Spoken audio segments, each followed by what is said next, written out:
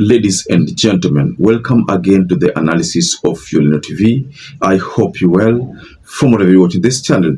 Now, going by what is happening in the Parliament, the National Assembly, if a motion is presented to remove William Ruto, rest assured that motion might pass in the Parliament. Just like for Rigathi Gachagua, it passed in the Parliament. Has powers under this constitution to impeach those in the executive, and those in the executive can do nothing to remove you from this house. But that is the beauty of this house, Honorable Speaker, and it tells you that in this house, Honorable Speaker, we have men and women, as Honorable Juneta has said, who have been elected by the people to come and represent them and oversight government on behalf of the people. Therefore, Honorable Speaker, when we oversight the executive and the judiciary, because we have that singular role as enshrined in this constitution, we don't do it as a favor to anybody. Not to the president, not as a favor to those serving in the executive. This is confirmed after the statements that is believed to have come from Ichung'wah, because there's an article in the People's Daily that says Ichung'wah's full cycle from the president's point man. Ichung'wah has been forced to explain 138 million wealth. You know, there is something that people are probing about Ichung'wah, and the critics link him to bribery storm. And I want us to go through certain article in the newspaper that is talking about Ichung'wah and most likely the rise and fall of Ichung'wah. According to Ichung'wah, he has reacted and said there are people who went on social media to allege I bought shares worth 150 million.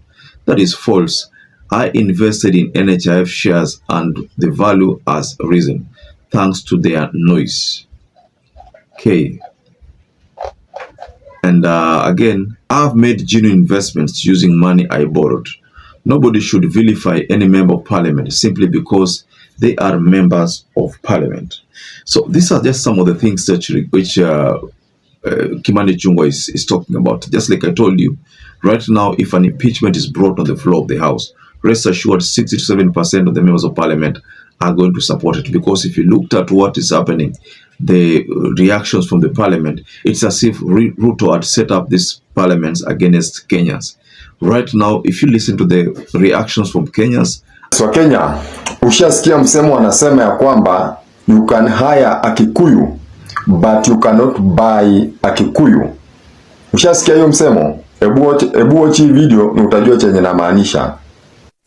Even two-term without a credible development plan is empty sloganeering. So before I take you through a couple of reactions and the newspaper article, kindly take this opportunity, like this video. And by the way, I've discovered that many of you good viewers watch our videos, but if you forget to like, always subscribe if you're not subscribed. And to our existing subscribers, thank you so much for your support.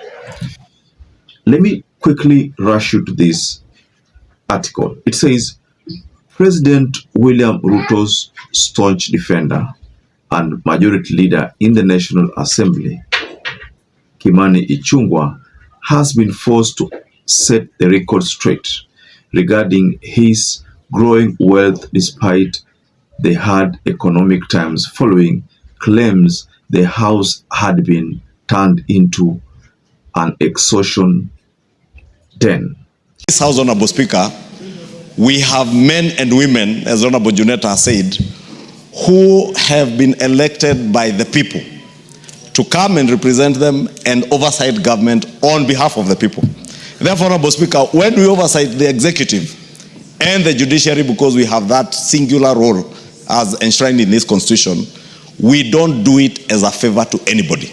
Not to the president, not as a favor to those serving in the executive. We do it on behalf of the people. Therefore, I want first to encourage members that nothing and nobody should instill fear in you in doing your work as members of parliament. Because you are duly elected by the people of Kenya to exercise oversight even over the executive, even the office of the president, and even the president himself. That is why this house has powers under this constitution to impeach those in the executive, and those in the executive can do nothing to remove you from this house. Absolutely nothing. Because that is how we crafted our constitution, Honorable Speaker. Honorable Speaker, I have listened to many of the contributions, and let me take particular interest to what the Honorable OTIENDE AMOLLO said. That we have a Powers and Privileges Committee in this House, Honorable Speaker, which fortunately is chaired by none other than yourself. This Powers and Privileges Committee has the powers and a singular mandate to receive complaints, as Honorable OTIENDE AMOLLO said, from whatever quarter against any member of Parliament who may engage in any manner of impropriety, whether within the precincts of Parliament or outside Parliament, Honorable Speaker. It is not fair to condemn the House in its entirety, Honorable Speaker. Speaker, sir, the bill that is being, the act that the President mentioned, the anti-money laundering, was sponsored by the Leader of Majority. Actually, we should not even start with the President. We should ask the Leader of Majority whether he bribed the committee, the jailer committee, and how much he has given. You, Kimani Ichung'wah. When we needed you the most as the majority leader, you didn't step up. You sided with the oppressor, you stayed with the oppressor. Right now, Kimani Ichung'wah, you feel like you have been used like a hoe. You feel like you've been used like a hoe by the president. You now start to giving people narratives that, oh, msitishu MPs, oh, nobody can. Kenyans are the people who put you in those offices, and we are the same people who are coming to remove you. Kimani Ichung'wah, I know you very well. I remember you. You should not be complaining, Kimani Ichung'wah. You forget so fast what you did to Kenyans, how you showed us disrespect when we were fighting a finance bill. Right now, the president wants to fight corruption. You are number one. Kwanza, I suspect you must be number one in the list of the most corrupt MPs in that bunge. You are the majority leader. Si wewe ndio ulikuwa unapigania Gachagua atolewe? Are you not the person mwenye alikuwa na mobilize people to kick out Gachagua? Right? So how is Ichung'wah going to survive this onslaught?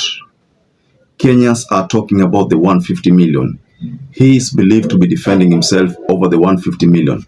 RUTO brought the topic to the people. So how is Ichung'wah going to survive? Just go below on the comment section and tell us what you think about Ichung'wah's political life right now, because we know that people of Kikuyu wanamgoja tu election ifike omwangushe.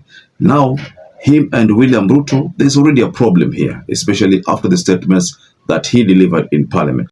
Has powers under this constitution to impeach those in the executive, and those in the executive can do nothing to remove you from this house. But that is the beauty of this House, Honorable Speaker, and it tells you that in this House, Honorable Speaker, we have men and women, as Honorable Juneta has said, who have been elected by the people to come and represent them and oversight government on behalf of the people. Therefore, Honorable Speaker, when we oversight the executive and the judiciary, because we have that singular role as enshrined in this constitution, we don't do it as a favor to anybody. Not to the president, not as a favor to those serving in the executive. So which way forward for Kimani Ichung'wah? So is this the end of Kimani Ichung'wah's political life? Just tell us below on the comment section. So perhaps if you're watching this video and you've not subscribed, take 1 second and subscribe, like this video. Until you catch up again, stay safe and stay blessed.